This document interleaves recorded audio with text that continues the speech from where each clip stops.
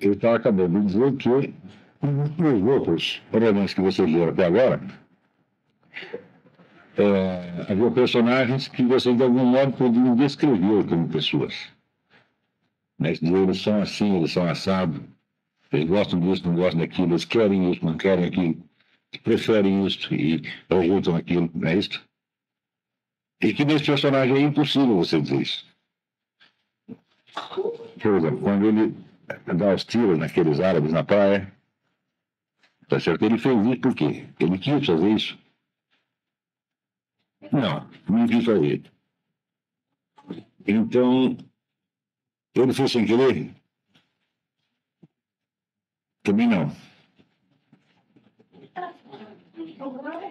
Não é isso? Deixa eu fazer. Ele estava consciente do que ele fez? Mais ou menos. Ele estava bem menos. Ele estava bêbado? Estava drogado? Não. Ele estava fora de si?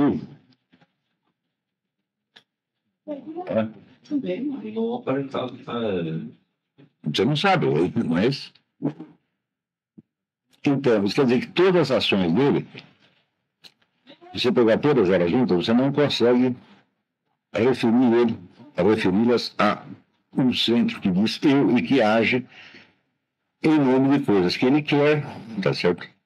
Ou, vamos dizer, de valores e preferências que tem. Você não consegue fazer isso. Isso aí torna, evidentemente, esse romance muito diferente de todos os outros.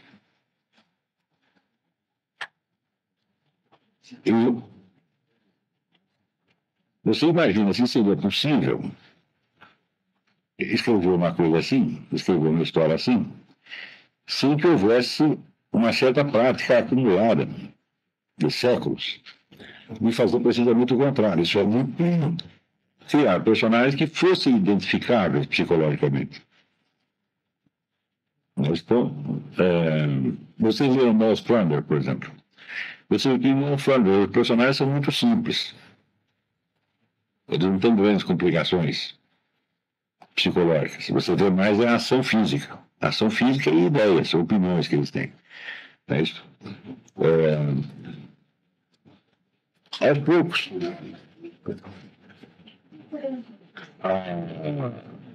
a ação das histórias, quer dizer, aquela sucessão de acontecimentos, em Nós Flanders não para de acontecer coisa o tempo todo, né? Se vocês lerem Robinson Crusoe, acho que não leram, mas acho que todo mundo conhece a história, porque mesmo numa ilha deserta também não para de acontecer coisas.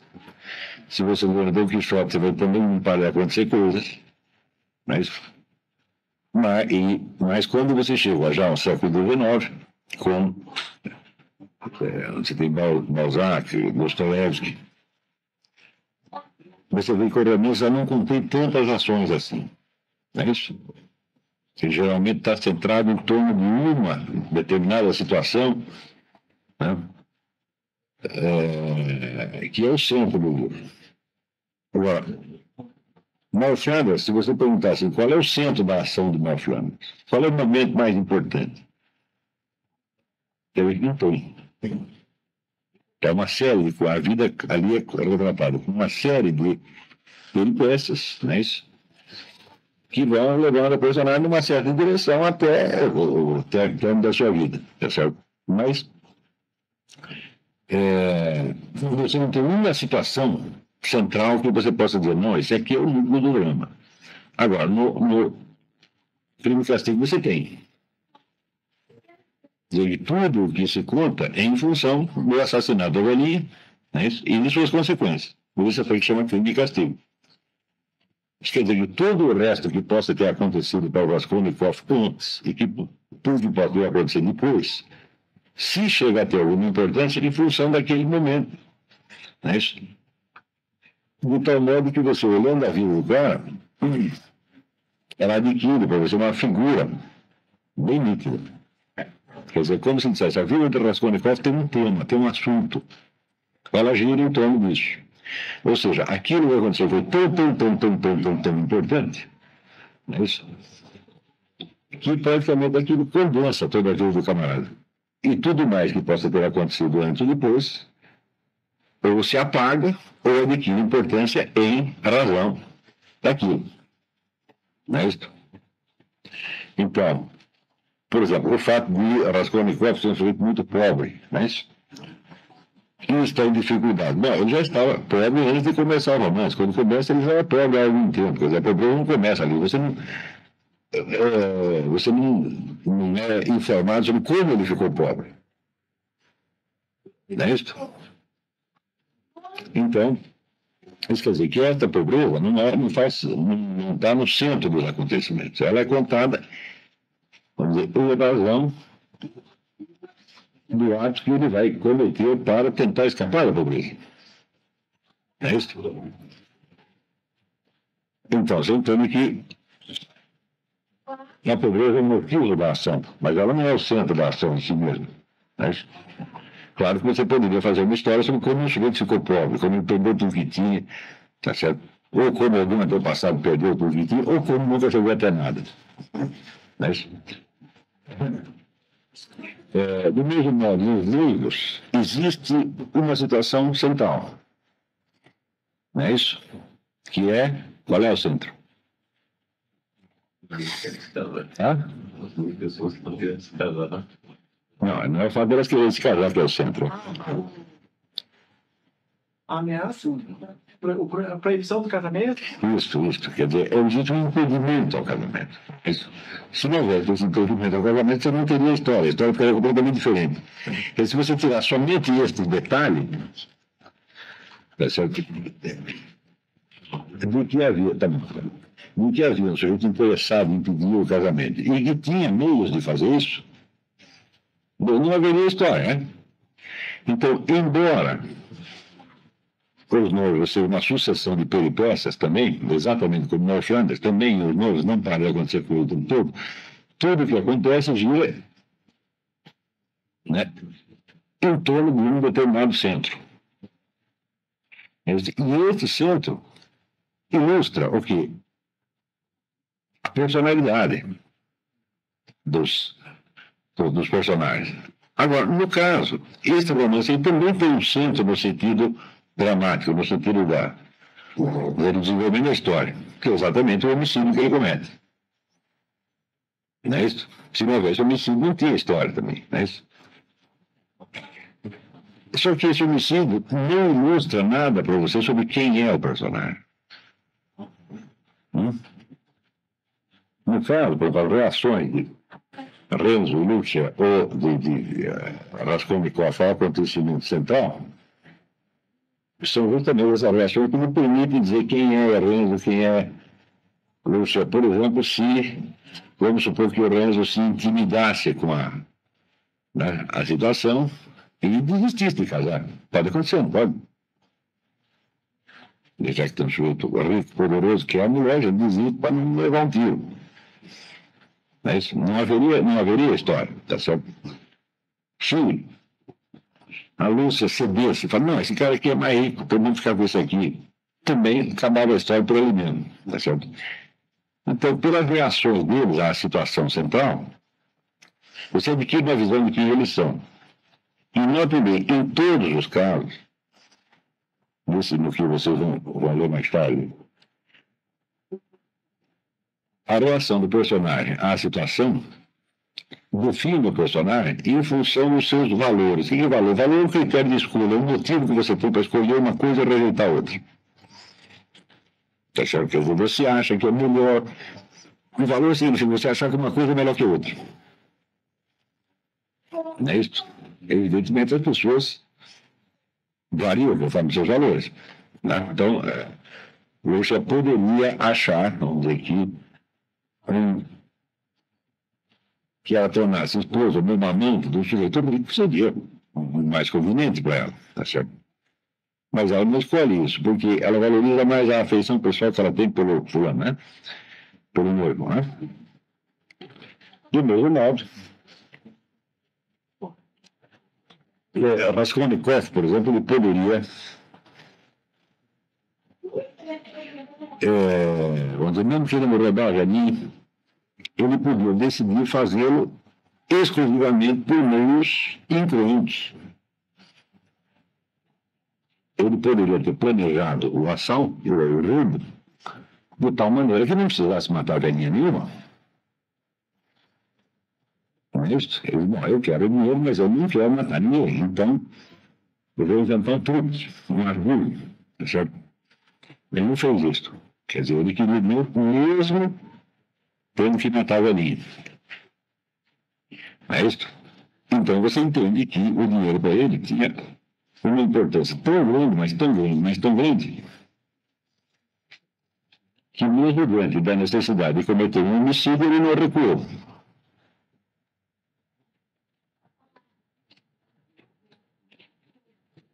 Isso, então, define para você a figura do personagem. Você entende, então, que Raskolnikov tem um objetivo na vida, ele tem um plano de longo prazo, e esse plano é tão importante que, se para realizá-lo ele precisar matar alguém, ele vai matar. Não é isso? Você pode comparar isso com uma outra criminosa, que é a Moll Flanders, e perguntar: Moll Flanders faria isso? Não, porque ela não tem nenhum plano, nenhuma ambição tão intensa quanto o de Raskolnikov. Ela apenas roubava para sobreviver. Não é isso? Então, o roubo para ela era ser um quebra-galho. Tanto que fez vários roubos. Não é isso? E Raskolnikov não, ele ia fazer um só. Então, você em todas as situações você tem, vamos dizer, um esquema, uma dificuldade qualquer, e nas reações a essa dificuldade se perfila uma figura que daí para dentro você acredita reconhecer. Reconhecer não apenas pelo seu nome, pela sua figura física, mas por os valores que ela representa. Não é isso? Você vai perceber que na vida real é exatamente assim que você conhece as pessoas. Quer dizer, pelas reações dela você entende o que elas querem, onde é que elas querem chegar, mas certo? E quais são os valores delas, quais são os critérios de escolha que elas usam. Portanto, você sabendo disso, você acredita que você pode mais ou menos prever o que elas farão, né, conforme as suas ações, conforme a sua maneira de reagir com elas. E se elas reagirem de uma maneira totalmente diferente do que você espera, você vai ficar assustado. Não é isso? Por que você fica assustado? Por que você estranha? Porque você acredita que conhece aquela pessoa. Então, de cara, conhecer uma pessoa é você acreditar que sabe que como ela reagirá em determinadas situações. Não é isso? E saber como ela reagirá é exatamente conhecer os seus valores, os seus critérios de escolha. Porém, quando você aplica toda esta psicologia ao personagem do estrangeiro, ela falha. Você não sabe por que ele fez aquilo. E, portanto, você não sabe como ele reagirá. Quando ele vai para a cadeia, o que ele vai fazer na cadeia? Ele vai ficar desesperado, vai tentar se matar, tá certo? Ele vai entrar na depressão, ele vai tentar fugir da cadeia. Você não tem a menor ideia disso aí. E quando termina o livro, você vê que você continua não sabendo. Já inicia o funeral. Qual é a atitude dele perante a mãe dele? Rotina a atitude. Você também não consegue. Ele gostava da mãe? Não. Odiava a mãe? Também não. Era totalmente indiferente à mãe? Também não dá para saber. Tá? Então você entende que a palavra estrangeira é usada em duplo sentido. Ele é o estrangeiro, primeiro, por ser, vamos dizer, um cidadão de origem francesa na Argélia, o que eles chamavam Pied-Noir, que é os habitantes franceses da Argélia. Nesse sentido, ele é um estrangeiro. Mas ele também é um estrangeiro, tá certo? No sentido de que ele nunca está onde ele está. Ele está sempre em outro lugar, que você também não sabe onde é. Não é isso? Isso quer dizer o seguinte: se você tentar definir esse personagem em termos de psicologia, isso é de conhecimento da alma individual, você não consegue. Você sabe que alguma alma, se algum caráter, alguma personalidade, você deve ter, porque todo mundo tem. Não é isso?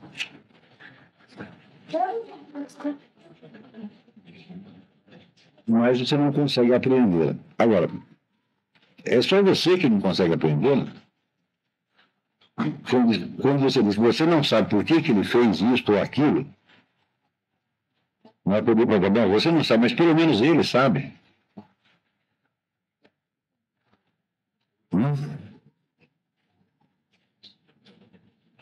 Ele também não sabe. Tá? Mas ele ao menos se pergunta sobre isso. Por que eu fiz isso? Por que eu fiz aquilo? Não, ele não sabe e parece não estar interessado em saber.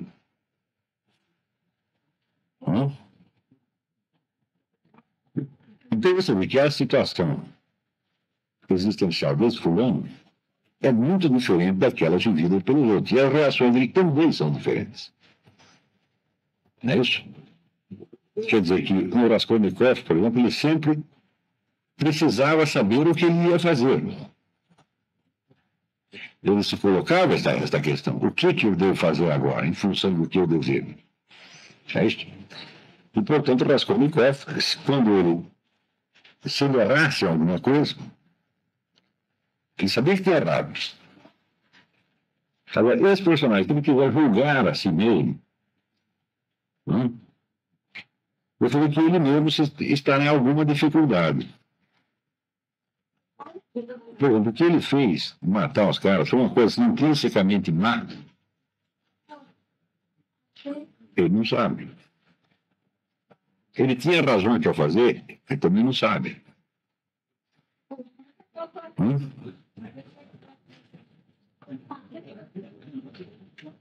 Agora, pensa bem, você acha que você, como pessoa, você é mais, nesse sentido, é mais parecido com o Raskolnikov ou com esse sujeito?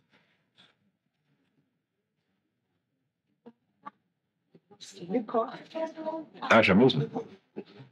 É?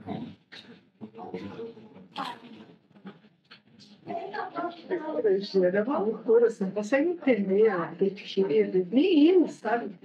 Eu digo, mas peraí.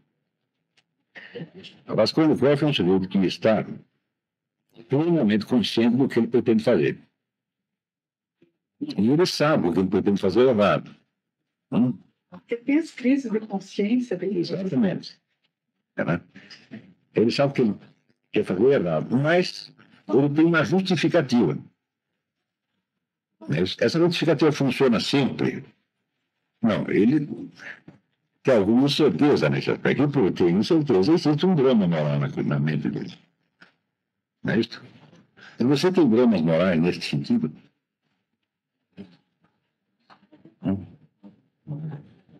Você sofre pensando que o que você está fazendo é errado, certo?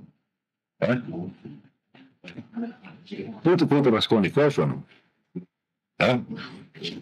Então, porque se chegasse no nível de ações que o Raskolnikov chegou, com certeza queria mesmo. Quer dizer, também não chega a se envolver em situações moralmente tão graves quanto aquela.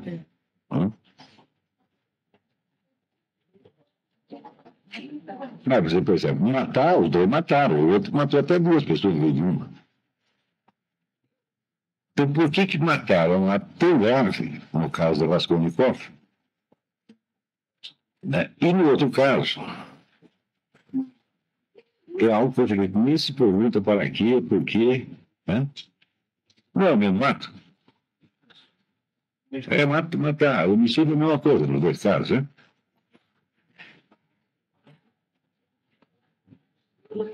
Então, você vê que aí, no caso, você tem, por um lado, em Raskolnikov existe uma certa amoralidade. Porque ele percebe uma coisa má e, no entanto, ele decide fazê-la assim mesmo. Não é isso? Por que ele decide cometer? Por que ele escolhe o ato mesmo sabendo que é mau? Porque ele se considera um sujeito superior à moralidade média, não é isso? E isso é feio para essas pessoas comuns, mas para um sujeito especial como eu tenho a missão superior, então eu estou justificado em fazer isso. Não é assim? Essa ideia já lhe ocorreu alguma vez ou não? de que você teria o direito de fazer coisas que ninguém mais teria o direito de fazer? Né? Nunca decorou outra ideia? Existe uma moral para as pessoas e deve ter uma outra especial para mim, porque eu sou uma pessoa superior. Tá? Não. Se me ocorresse essa ideia por um momento, vê se você consegue imaginar. Se me ocorresse essa ideia de que você tem o direito de fazer certas coisas que os outros não têm, automaticamente você sabe que esses outros jamais compreenderiam as relações do seu lado. Mas, se você é um sujeito superior e deu uma moral só para você, é porque as outras pessoas são inferiores e não entendem a situação como você entende. Não é isso? Você já teve nessa situação?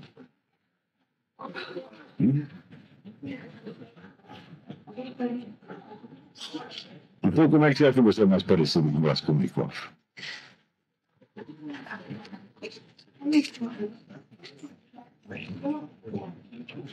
Eu tinha na dele, né? O sofrimento dele depois da filha Cristo. Porque depois ele descobre que ele não é fruto do teu que ele imaginava.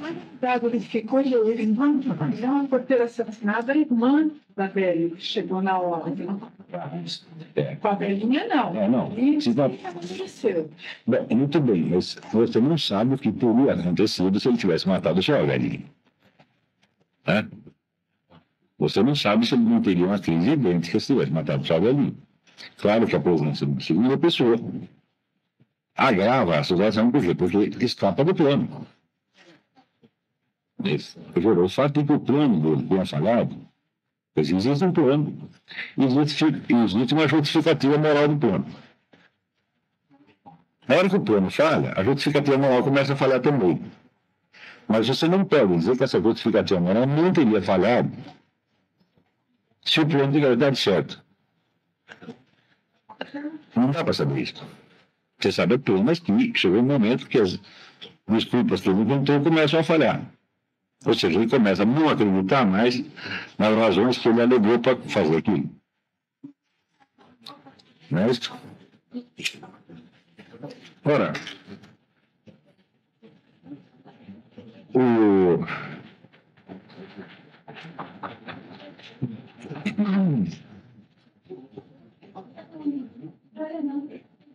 se você tiver uma posição idêntica à Raskolnikov, já de você se considerar uma pessoa superior aos outros e que, portanto, tem direito a cometer atos que neles seriam crimes, pecados, atos abomináveis, então você entende que existe uma moral que é só para você e que aquelas outras pessoas não podem entender você.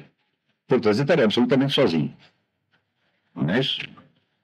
Pelo fato de você estar sozinho e de você ter razões para agir que não podem ser compreendidas por mais ninguém, isso reforça ainda o sentimento de que você é uma pessoa superior e especial.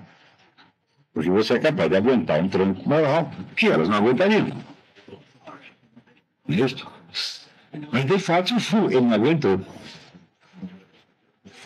Isso quer dizer que ele se ergue acima da humanidade e depois cai para dentro dela. Mas quando ele cai, ele vê o quê? Ele vê que ele estava mais baixo do que a humanidade, e não acima. Não é isso? Ou seja, ele não era aquela criatura superior que ele imaginava, ele era apenas um criminoso. Não é isso? Então isso quer dizer que para recuperar o senso de ser gente, de ser agora uma pessoa igual aos outros, ele tem que reconhecer que ele é pior que os outros. Porém, isso quer dizer que existem duas visões que Raskolnikov tem de si mesmo. Antes do crime e depois. Não é isso? A visão que ele tinha de si antes do crime correspondia à realidade?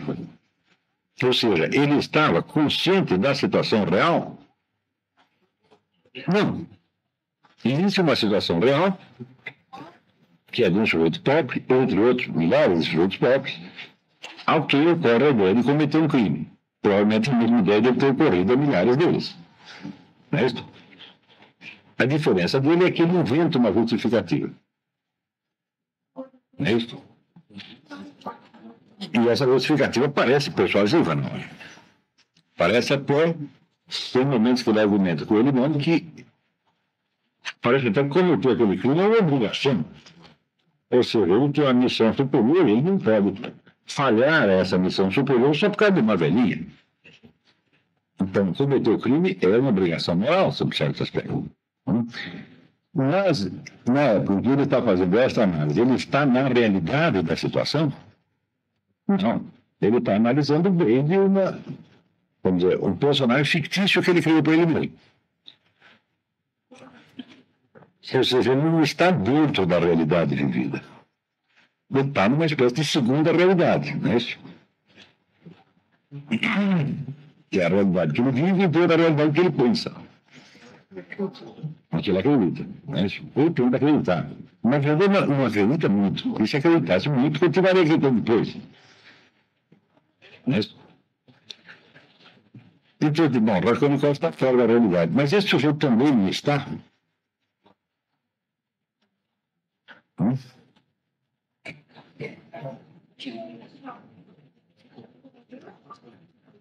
Os dois estão fora da realidade, só que cada um está de um jeito. Raskolnikov está fora da realidade pela intensidade da fantasia que ele criou em cima. E o outro está fora da realidade porque ela, de fato, parece não lhe interessar no mais mínimo que seja. Mas você pode dizer que esse sujeito não sofre, de algum modo? Raskolnikov, evidentemente, sofre. Mas e o personagem do estrangeiro? Você pode dizer que ele é moralmente indiferente à situação. Mas existe, de algum modo, uma atmosfera desagradável, constrangedora. Não é isso? Dentro da qual ele está. E claro que essa atmosfera desagradável, constrangedora, é dele, não é sua. Essa é a situação de vida dele.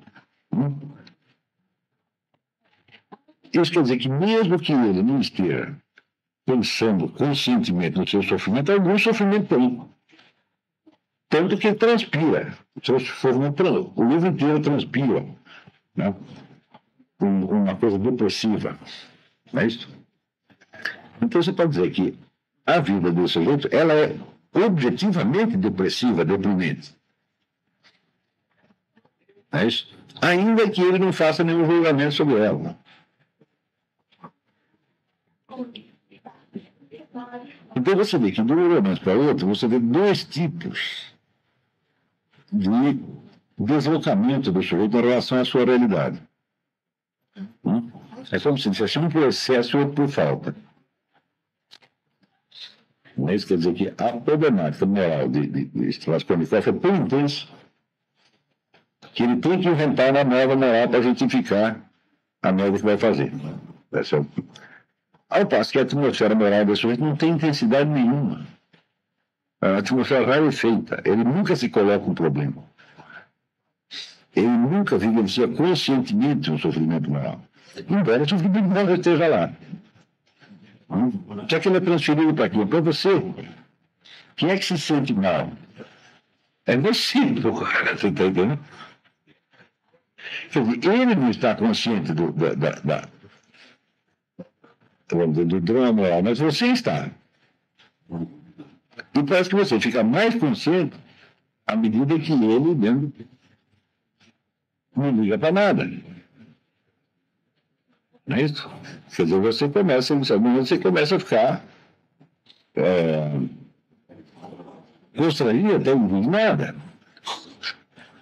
Mas como é? E o problema aí? Não vai entrar em discussão esse problema nunca? Tá?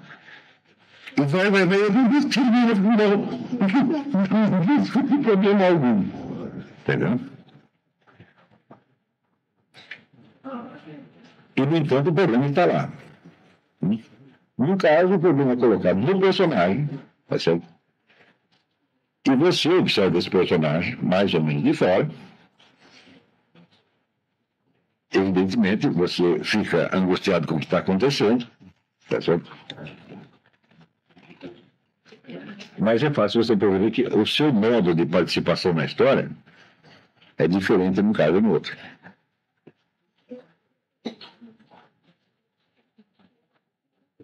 Não é isso?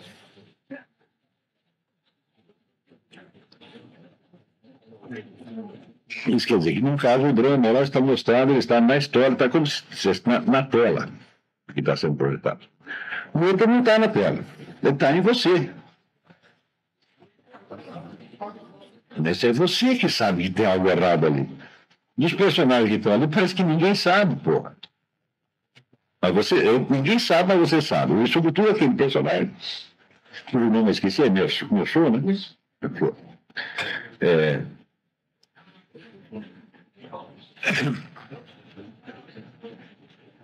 Isso quer dizer que quanto maior a indiferença moral dele,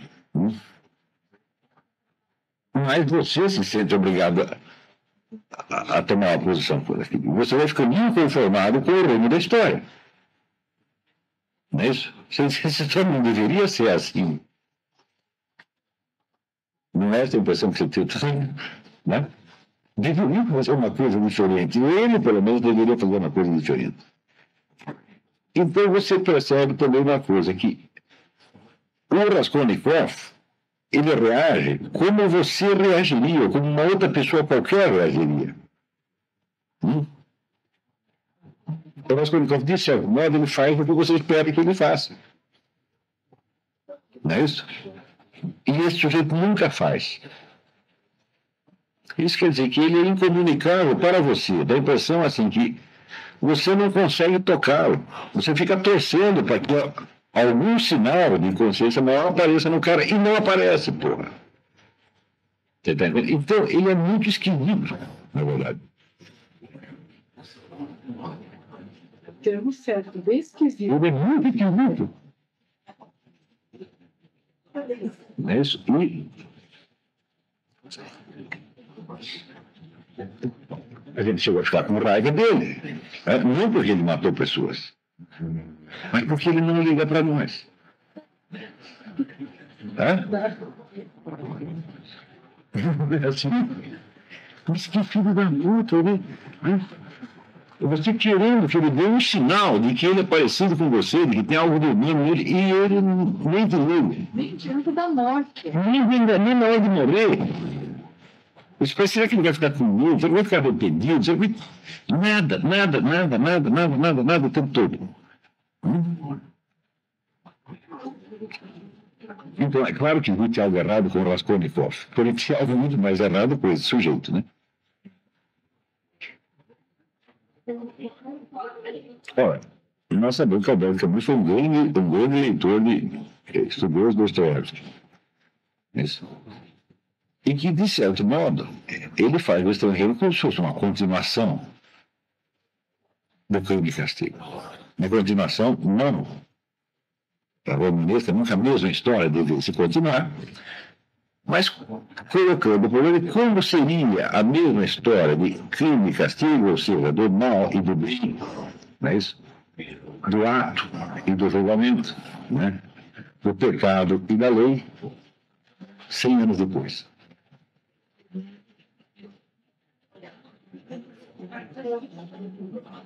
Não é isso?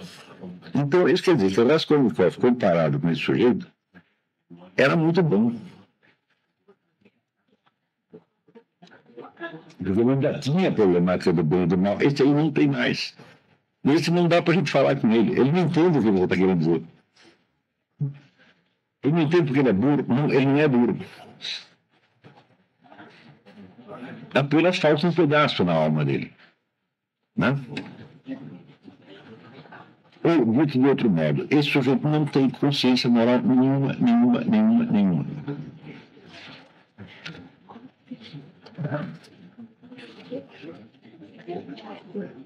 Agora, você imagina. Você cometeu um crime, sabendo que é crime, e tendo que inventar uma justificativa, ela é uma coisa.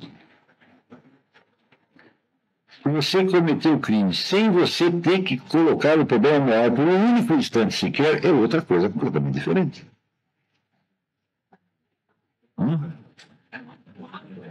No caso do Raskolnikov, a passagem de um filme para dois filmes fez uma diferença da mãe. É isso? Então, ele tinha o propósito de matar o velhinho. Então, a segunda tem que matar a segunda também. Foi ponto. Isso aí já bastou para desmontar o esquema todo. E esse cara, ele já mata dois da primeira. E se fossem três? Se fosse um ou três, a atitude dele teria sido diferente? Aparentemente não. Esse sujeito poderia matar milhões de pessoas sem que no momento a questão moral entrasse em linha de conta. Então isso quer dizer que este camarada ele está mais defendido contra a consciência moral do que Raskolnikov. Raskolnikov inventou uma defesa contra a consciência moral. Qual era a defesa? Era a segunda moral. Mas a moral de Napoleão Bonaparte. Eu sou uma espécie de Napoleão Bonaparte. Napoleão mata um talhão de gente e eu também posso matar. Porque eu sou tão grande como Napoleão. Então ele tinha um subterfúgio consciente. E a hora que esse subterfúgio fala, ele desmonta. Mas, agora, como você pode desmontar este cara?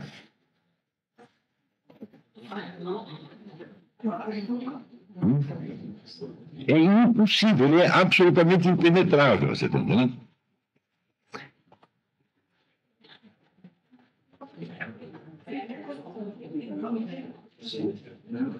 É possível que existam pessoas assim?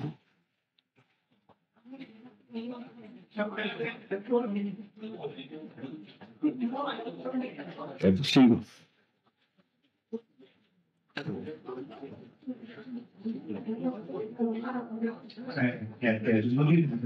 Do que a humanidade no século XX. Eu vou tentar todo mundo. Você sabe que você não está assim. Por quê? Perante o que ele está falando, você não fica no mínimo incomodado, no mínimo constrangido. Se você sabe que tem algo errado, se você sabe que tem algo errado, então você está como o Raskolnikov, que vai fazer um negócio, mas sabe que tem algo errado. É isso? E você desejaria que aquele personagem, em algum momento, acordasse para isso. Você fica esperando que isso aconteça de algum modo. Você fica esperando que o problema maior entre em cena. O problema maior está o tempo todo, só que ele só está em você. Ele não está nem no personagem e nem nos outros. Porque o fato assim, também ninguém cobra isso dele.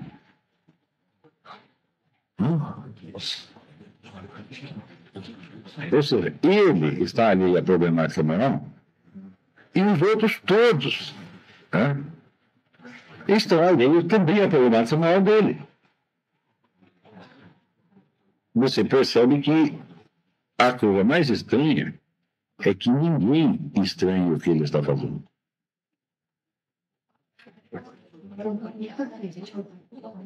De uma certa maneira, os outros personagens esperam dele uma reação. De uma certa maneira, mas chega a acordar, alguém chega, mas é pegado pela goela e dizer, porra, você não tem alma, né? Você não tem mãe, você está entendendo? Ninguém faz isso. Ou seja, ninguém me estranha. Nem a mulher quer casar com ele, mas no final ele vai casar. Ele é a maneira mais intimista possível, nem liga para isso, e os outros também não ligam.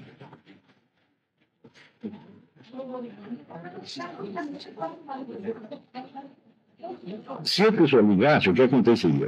Aconteceria que o problema da falta de consciência moral estaria dentro da narrativa, ele seria o tema da narrativa, seria um elemento do drama. Mas isso também não entra na narrativa, ele fica em você. Agora, me diga uma coisa, é possível um indivíduo ler o Estrangeiro sem perceber nada disso? É perfeitamente possível. É possível que o sujeito leia o Estrangeiro exatamente como aquele sujeito que você tinha. É difícil, mas pode acontecer. Seu James, um colega meu, li o Estrangeiro e não só Quando você vê que nós temos achar que é a melhor maneira, é a melhor de se identificar com o isso. Existe gente assim. Tá vendo? Existe gente assim e um montão de gente que é assim. Vamos dizer, elas não estão na atenção, tanto que eu chamar de Raskolnikov. Tá certo? Mas essa total abstração do sentimento moral pode acontecer. Nós poderíamos estudar isso, talvez, do ponto de vista, digamos, psiquiátrico. A ausência do sentimento moral chama-se sociopatia, ou personalidade psicopática.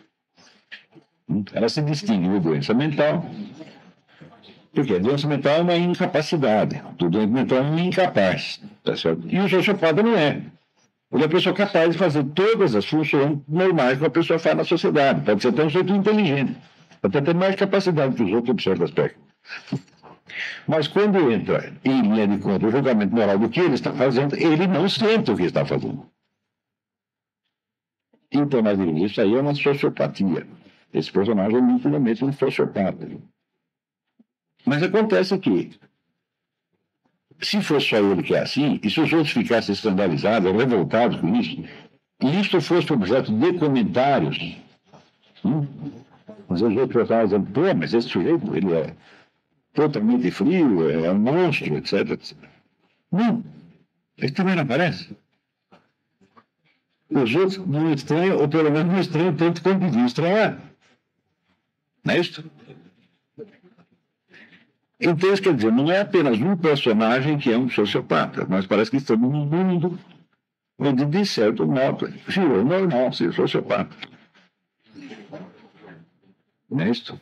Então, eu digo, tudo que acontece ali, a única pessoa que está, vamos dizer, com os sentimentos mais ou menos normais é o leitor, supondo-se que ele ainda tem a capacidade para isso.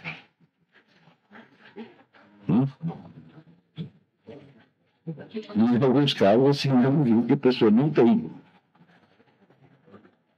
O que não quer dizer que esse indivíduo que ficou indiferente à trama do estrangeiro seja realmente assim na prática em outras situações. Não quer dizer. Tá certo? Mas, pelo menos, ele intelectualmente encontra o leitor. Né? Ele é tão sociopata quanto o personagem.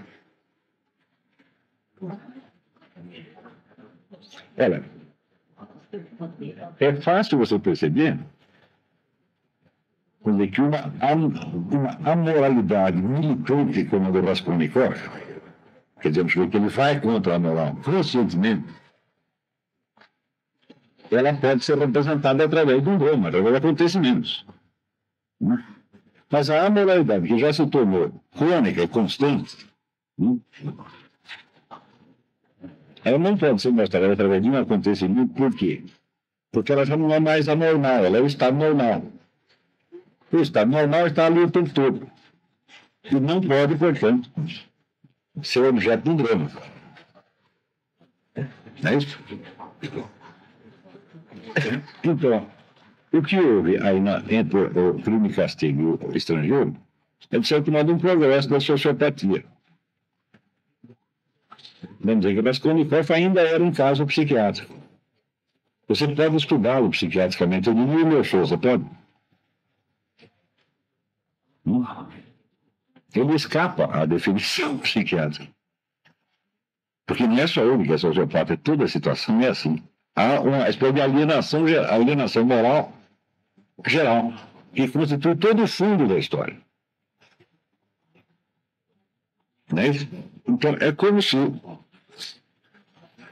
mundo que aparece, quer dizer, o ambiente, a atmosfera inteira, o cenário da história, funcionasse mais ou menos como a cabeça dele.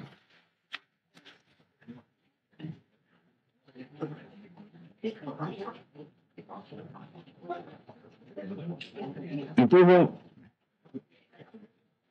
pensar o seguinte, você consegue compreender o Raskolnikov de algum modo. Porque ele se afasta da humanidade, mas ele volta para ela.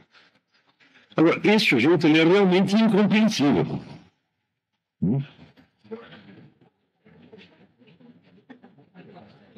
E aí você entende o que é compreender no ser humano. Compreender um indivíduo é você ver nele qual é o canal de comunicação que ele tem com você. Mesmo ele pensando muito diferente de você, sentindo as coisas muito diferentes de você, os sentimentos dele, as escolhas dele são feitas dentro de um quadro de alternativas que você entende e do qual você pode participar de algum modo. Não é isso? Então, de certo modo, existe uma possibilidade de diálogo. Mas com o nosso já não tem a possibilidade de diálogo. Não tem um ponto por onde você possa pegá-lo e tentá-lo fazer sentir o que ele fez. Ou seja, tentar fazê-lo sentir como você sentiu.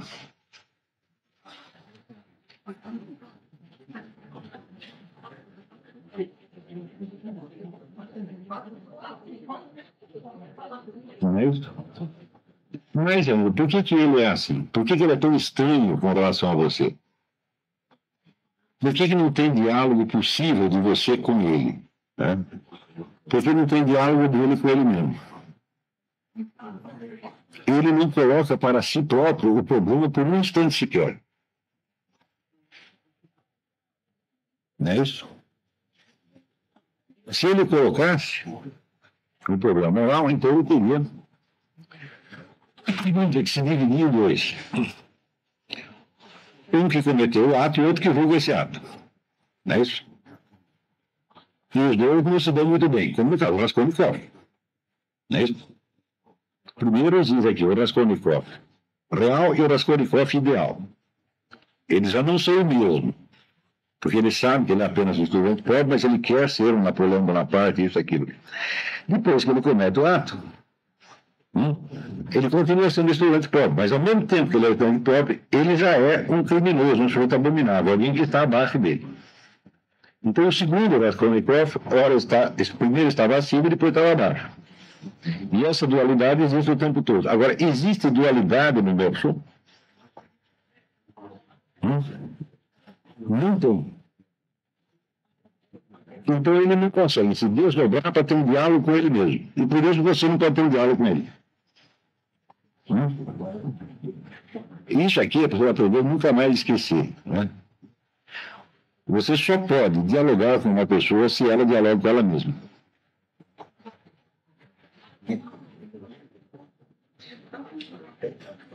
Você está entendendo? Isso quer dizer que ela se desdobra e uma é sujeita, a outra é objeto. Não é isso? E por causa disso, é que pode vir de fora um outro sujeito, que também tem sujeito e objeto dentro dele, e consegue também fazer uma espécie de troca mental de papéis com ele. Mas se este segundo personagem, né, ao qual você quer que ele se compare, não existe na cabeça dele, você não tem o que dizer para ele, você não tem como se comunicar com ele. Então, no fundo, você percebe que o Merceau, ele é mais coerente até do que o Raskolnikov, porque ele não tem. O segundo, ele nunca é objeto. Ele nunca se afasta de si mesmo para se julgar. Então, é como se não existe diálogo dentro dele, portanto, não tem diálogo com ele.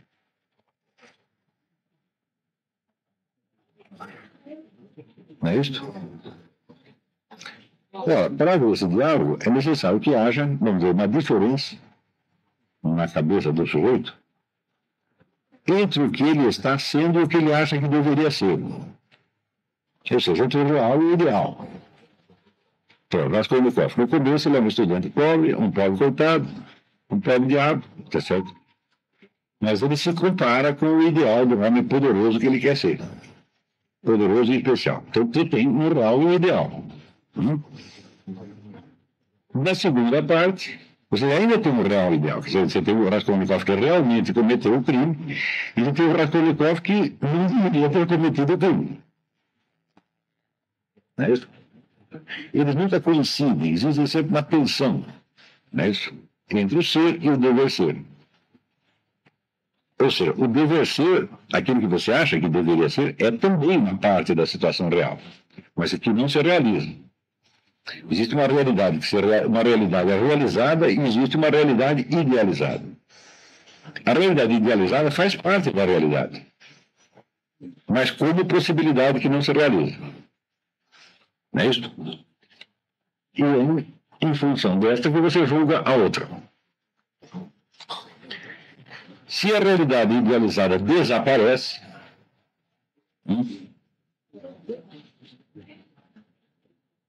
não tem mais em face do que o sujeito se julgar. Então não existe dualidade, não existe divisão dentro dele, não existe tensão. E o que caracteriza exatamente o Merceau é a ausência de tensão. Desligou.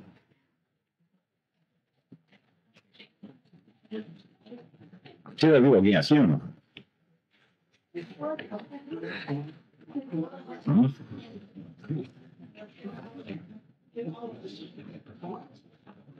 Porque uma ausência tão completa de tensão não existe.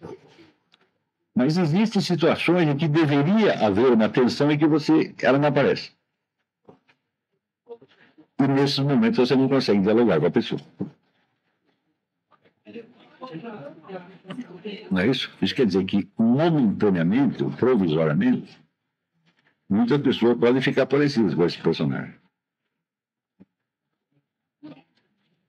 E, de certo modo, esta possibilidade da ausência de tensão, portanto, da ausência da consciência moral, ela pode aparecer. Não é isso? Agora, isso não tem existido sempre. Mas para que, vamos dizer, a arte do romance conseguisse, vamos dizer, montar uma história assim, foi preciso que antes aprendesse a montar um personagem com as tensões todas que compõem o ser humano. Não é isso? Essas tensões poderiam aparecer, por exemplo, através de uma dualidade simbólica. Quando você tem um personagem que é bom e outro personagem que é mau, você entende, todos nós sabemos que na realidade é difícil você pegar uma pessoa que seja inteiramente boa do que seja inteiramente má. Mas a tensão moral humana aparece ali personificada em dois personagens, um dos quais chega a ser um ser humano inteiro. Então você tem que os personagens são aspectos da alma humana. É isso? Então é como se o drama interior das pessoas se personificasse, se desdobrasse a forma de personagens múltiplos, né? É isso? Nós entendemos que nós podemos ter dentro de nós, por exemplo. Você pode ter a mesma inocência da Lúcia e a mesma maldade do sujeito que há. Aquele senhor de tela, né? Esqueci o nome dele. Lembra? O chefete local que a Lúcia para si. Rodrigo, né? Então, você entende que você pode ter os dois lados. Não é isso? Também é possível você fazer com que os dois lados apareçam dentro do mesmo personagem, como acontece em Dostoiévski. O Dostoiévski bom e o Raskolnikov bom e o Raskolnikov mal não aparece sob a forma de duas pessoas, mas aparece dentro do mesmo, através do quê? Do ser bom no interior. Note bem, seria possível você criar uma situação dessa no romance, mostrando somente ações da pessoa? Não, você tem que mostrar o seu diálogo interior, o pensamento dela. Não é isso? Ora, se você for ver na evolução da técnica do romance, o diálogo interior só aparece muito tarde. Em Mort Flanders não tem diálogo interior. Não aparece ela falando com ela mesma. Não aparecem os pensamentos dela, aparecem só as ações. Não é isso? Os pensamentos que ela tem aparecem sob a forma do que ela está dizendo ao leitor. Não é isso? Eu acho que é assim, patati, patatá. Então ela está falando com você. Quando ela não está falando com você, ela está agindo. Né? Mas em nenhum momento aparece ela falando com ela mesma.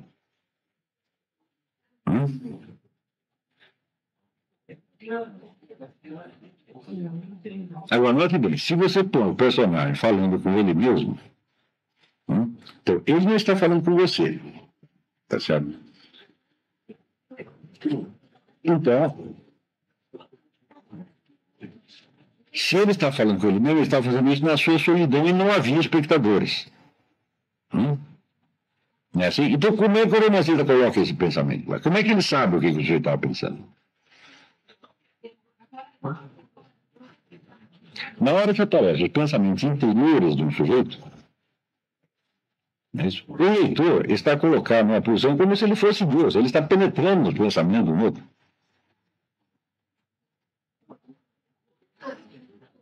Não é isso?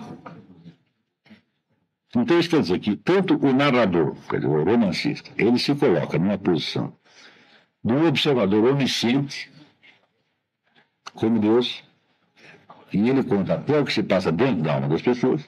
Isso por um lado, ele faz, e por outro lado, você também fica na posição do observador onisciente. É fácil você perceber por que esse tipo de coisa demorou a aparecer na arte do romance. Normalmente, quando você conta uma história, tá certo? Você a conta desde um ponto de vista real, que é você mesmo.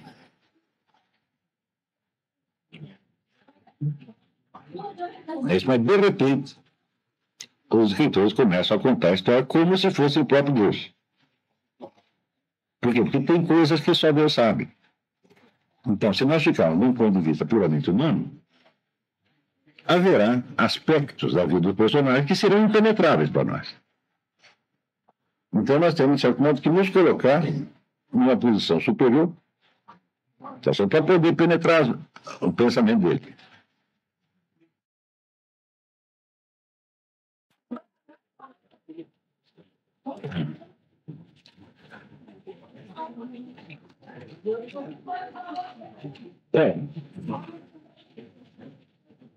Isso quer dizer que o narrador do Crime e Castigo é como se fosse Deus. Alguém que recebeu uma informação divina. Alguém que tem um conhecimento dos fatos que é até superior ao que os próprios personagens tinham. Não é isso? E no estrangeiro? Quem conta a história? Não, quem é o narrador? Tá? Não é isso que eu estou perguntando. Ele é o narrador concreto, quer dizer, a história é escrita na primeira pessoa. Mas o romancista que está escrevendo a história, tá? Qual é o conjunto de informações que ele tem? Ele lida com um conjunto de informações que é exatamente o que o personagem tem. Ele não vai além do conjunto de informações do personagem.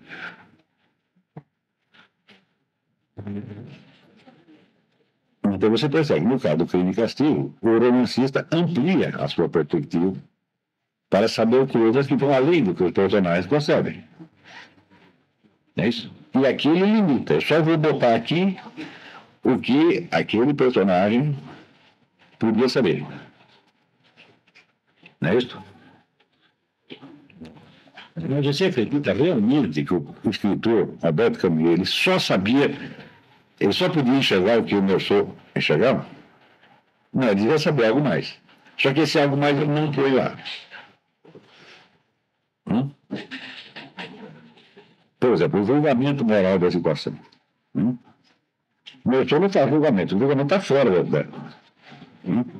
Então, se o julgamento moral está fora da perspectiva do personagem, ele não entrará na história. Mas não é curioso que quanto menos ele entra na história, né, mais ele parece chamar a atenção do leitor?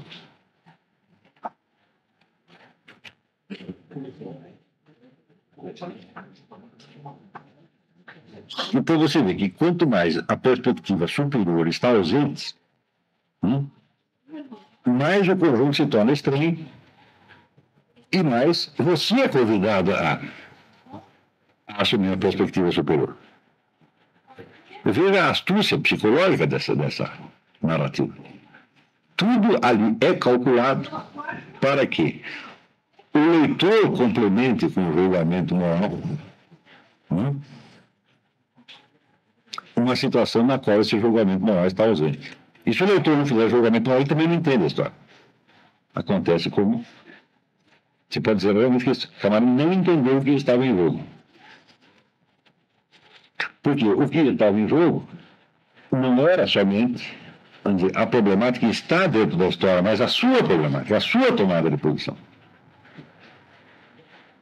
Uma coisa que, vamos dizer, no Crime e Castigo está totalmente ausente, porque o drama moral está colocado dentro da história, ele tinha mostrado de algum modo. Não é isso? Agora, no caso do estrangeiro, não.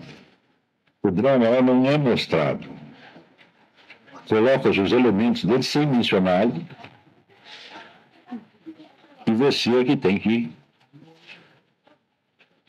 vamos dizer, tomar alguma posição moral ali. Então, isso quer dizer que a estrutura da história é artificialmente simplificada. Mas, a pressuposição do autor é que os leitores estão vivenciando a mesma situação psicológica da personagem.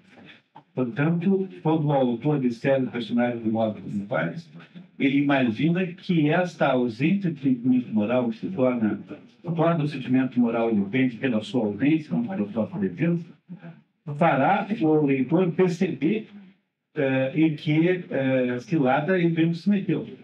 Claro, mas veja, se o leitor for igualzinho ao meu sonho, ele também não entendeu a história. Mas aí igual contar a piada de português para português. Isso mesmo.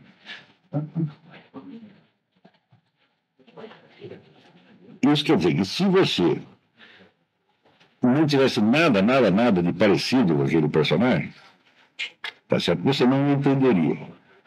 Mas se você fosse inteiramente igual a ele, você também não entenderia. Não é isso? Então, o drama maior, o problema da consciência maior, não entra dentro da história, ele fica fora. Tá certo? Mas ele tem que entrar em jogo de algum modo na leitura. E é por isso mesmo que você estranha o personagem, é por isso mesmo que você não gosta do que ele está fazendo, né? Não que você o julgue negativamente, porque ele não aparece suficientemente delineado para que você o odeie. Ele não é um personagem definitivamente odioso como o Rodrigo nos Noivos, né? Não é isso?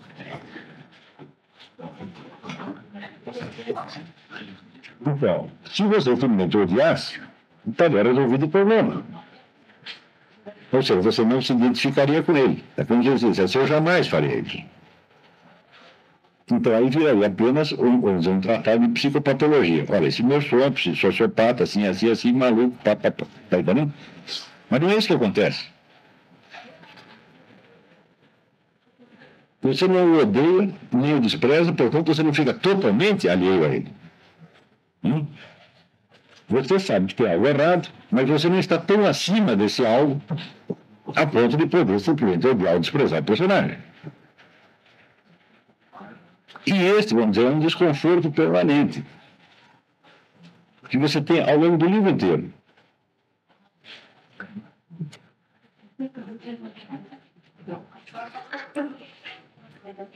Quer dizer, é como se você fosse insistentemente convidado, vamos dizer, a perceber uma certa problemática moral que você também tem alguma dificuldade em perceber.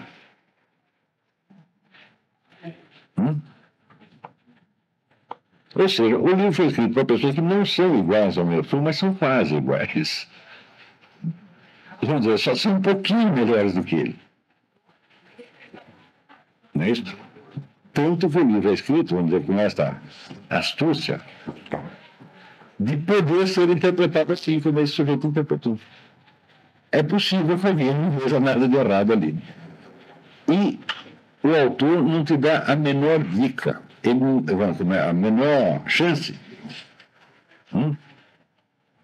Ele conta a história de tal modo que, se você quiser permanecer moralmente indiferente, você permanece. E neste caso, você será igualzinho ao personagem. Isso não acontece, de fato, com a maioria dos leitores, mas se alguém for moralmente insensível, não, ao ponto de não colocar o elemento moral no julgamento daquilo, a leitura é uma. Se você coloca o julgamento moral, a leitura é outra. Está entendendo? E vamos dizer, essa atmosfera de deprimidos, tá? Que tem ao longo de todo o livro, que assim, vamos dizer, é um mundo onde já não há mais consciência moral, já não há mais consciência de si, onde os personagens já não têm mais uma profundidade interior suficiente para que dialoguem consigo mesmo. Tá certo? Essa atmosfera pode ser ou pode não ser aquela na qual o próprio leitor vive.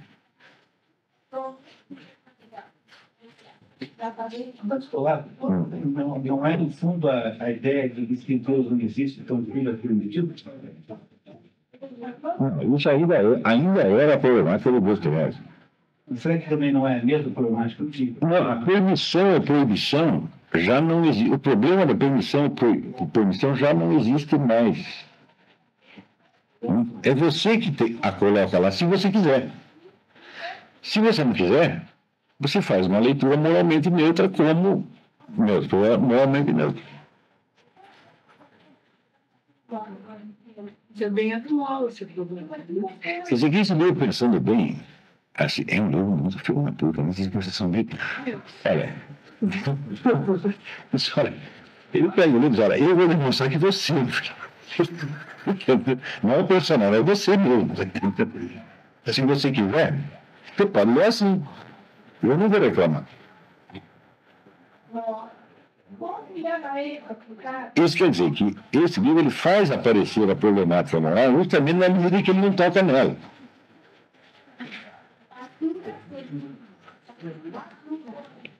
Eu acho de uma astúcia psicológica, é absolutamente fora do comum. Você tem pensando no autor, assim, é só pensar, evolução da simpatia, que é a evolução da moral, né? Eu tô com uma dúvida com um personagem. Eu fiquei pensando no Estrangeiro como assistiu aqui, de Invasões Bárbaras. Que o protagonista é esquerdista, né?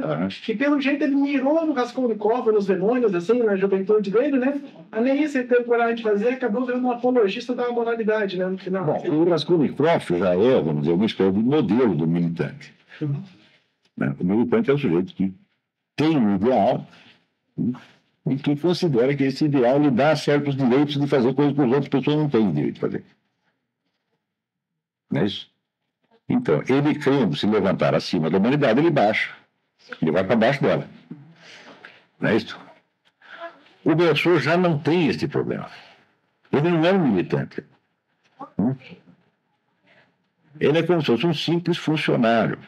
Aquilo que o outro faria por ideal, etc., etc., ele já faz por rotina.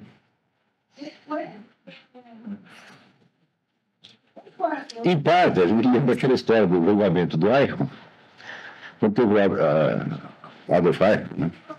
O cara foi para concentração, foi preso e levado para ser julgado. E tinha a Hannah Arendt, que é a filósofa, que estava assistindo. E o que mais impressionou ela é o seguinte: como é que aquele sujeito capaz de matar tantas pessoas fosse um sujeito tão louco, tão banal? Ele dizia, ele não é um monstro. Ele não é nada. Ele era um funcionário, está entendendo? Quer dizer, o tamanho do problema contrastava tanto, né? A magnitude do problema contrastava tanto com a pequenez do personagem envolvido. Você diz, pô, mas é isso mesmo que tem de monstruoso. Porque se ele fosse uma espécie de Marquês de Sade, no Raskolnikov, uma pessoa assim que pensa o mal, quer o mal, vamos dizer, ele está demonizado conscientemente, de algum modo, entenderia.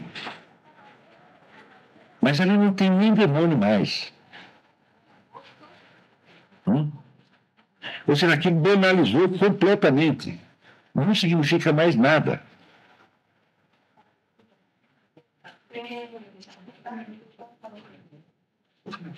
Então vamos dizer que do Raskolnikov para o Belsor, Você passou de um estágio, como se diz, militante para um estágio de burocrata.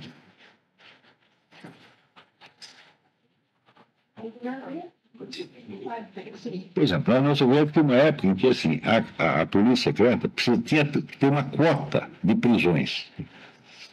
Não? Quota diária, tem que prender tantas pessoas. Não? Quem nós vamos prender? Então não interessa. Então, é evidente, por que você escolheu este ou aquilo? É totalmente indiferente. Mas temos que chegar lá com a quota. O problema de ser justo ou ser injusto não se coloca mais. Está entendendo?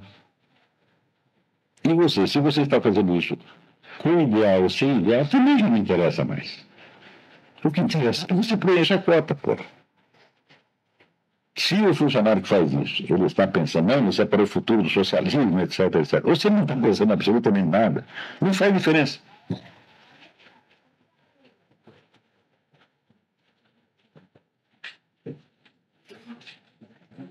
Então, eu não vou dizer isso aqui. Albert Camus escreveu um livro que é O Homem Revoltado, O Homem Revoltado, que é uma fenomenologia, um estudo da alma dos militantes, do revolucionário. Tipo Raskolnikov, né? Mas esse livro, o Estrangeiro, já não é mais sobre este tipo. É como, de certo modo, é sobre o orgulho desse tipo. Quer dizer, que tipo de mundo esses revolucionários criam? O meu sonho não tem nada de revolucionário. Ele não está revoltado contra nada, absolutamente. Simplesmente, vamos dizer, o senso moral, que foi tão abusado pelo Raskolnikov, ele desapareceu, gastou. Não tem mais. Você não sente mais. É como um ego que foi tão abusado que você não sente mais. Né? É o sujeito devasso e depois se torna sexualmente indiferente. Ele não consegue mais sentir aquilo, não lembra mais que é aquilo. Tá?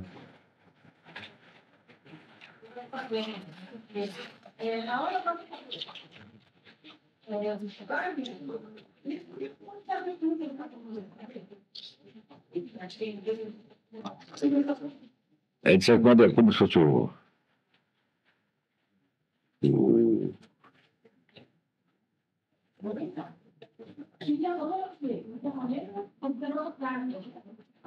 Foi um filme sobre Dom Juan, estrelado pelo Donald Sutherland, você assistiu? E que no fim ele não sente mais a diferença entre transar com uma pessoa e transar com uma boneca, com um aparato mecânico, a mesma coisa. Não percebe mais nada, tá entendendo? Então é um pouco assim, você tá entendendo? É a Fellini, né? É Casanova do Fellini. Ah, é, Casanova do Fellini, exatamente. Aqui houve um outro Casanova, não é Casanova. Quando o Sartre... Houve um outro filme Casanova com Marcelo Mastroianni, né? É, isso. E que o contrário, Casanova é um conceito muito humano, inteligente, consciente. Mas o Casanova, o Fellini vai se sensibilizando, né? Vai gastando tanto que ele já não sente mais nada, entendeu? Então, esse aí, né, esse é a alma do sujeito depois do banho de sangue, está entendendo? Ele já matou, já fez tanto mal que agora não faz mais, você não consegue sentir mais a diferença. Quando o Camus rompe com o Sartre, ou o contrário, eram amigos, né? E aí romperam. Romperam porque o Camus fez uma declaração contra a União Soviética, e o Sartre não gostou daquilo, dizendo que não era para eles despejar a burguesia. Isso. E será que o Sartre achou que estava sendo criticado por ser o homem revoltado ou por ser o homem diferente? Não, o Sartre já era mostrou. O Sartre não sentia mais nada, não, né? Isso é totalmente insensível. O Sartre, em nenhum momento, ele tem. Você não vê revolta verdadeira ali. Tem uma revolta cerebral, pensada. Né? Ele não é revoltado, ele quer deixar os outros revoltados. De certo modo, este livro aí pode ser a mesma coisa Jean Paul Sartre, quer dizer, olha, você não está nem ligando para o que está acontecendo aqui. Né? Mas você não pode dizer que o Jean Paul Sartre não ligava para nada. Né? Então, pelo menos assim, as comodidades da vida, os confortos da vida, e o aplauso, ele, pelo menos isso ele queria, quer dizer que se... Então, quer dizer que ele ficaria indiferente ao seu próprio destino quando as pessoas... Né, o vaiavam, por exemplo.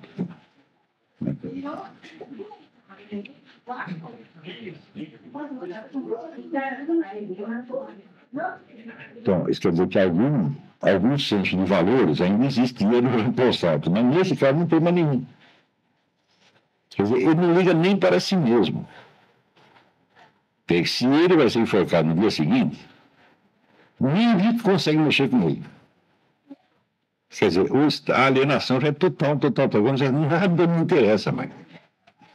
Eu estou reduzindo aqui às funções mecânicas cotidianas.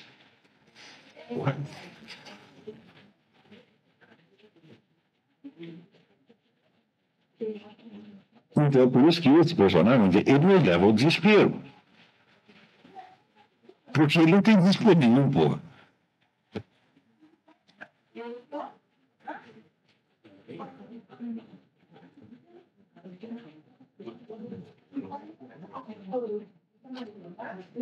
Então,